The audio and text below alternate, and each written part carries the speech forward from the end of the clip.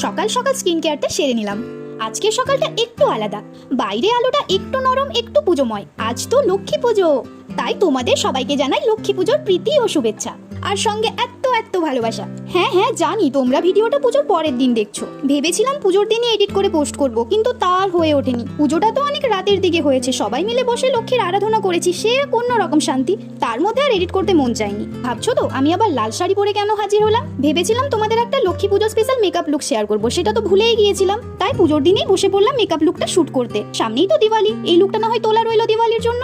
লাল শাড়ি, হালকা jewellery, glowy makeup, দিওয়ালির আলোয় একদম পারফেক্ট যাবে, তাই না বলো?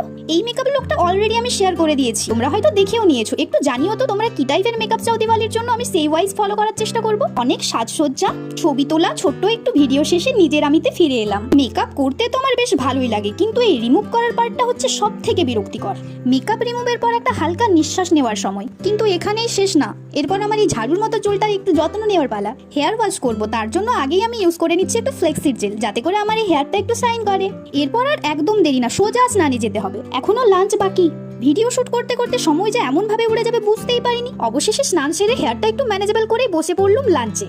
আজকের লাঞ্চে ছিল গরম গরম রুটি আর সবজি।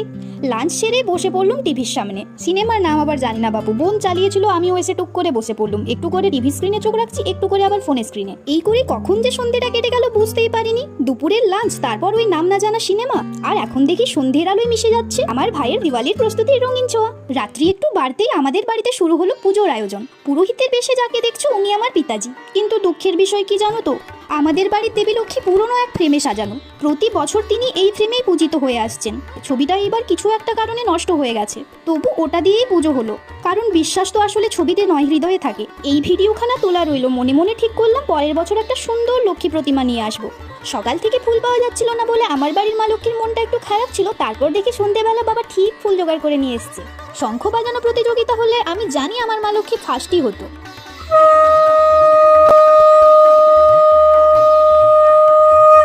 শঙ্খ বাজানোর দায়িত্বে ছিল মা, আর এদিকে পুরোহিত তো স্বয়ং আমার পিতাজি নিজেই। আর এই পাঁচালি পড়ার দায়িত্ব এসে পড়লো আমার ঘাড়ে, কারণ মার আবার চশমা ছাড়া ছোট্ট ছোট্ট লেখাগুলো পড়তে একটু প্রবলেম হয়। আজকের মতো পুজোটা এখানেই সম্পূর্ণ হলো। এরপর তো প্রসাদ খাওয়ার পালা। আমি আর বোন বসে আছি প্রসাদের অপেক্ষায়।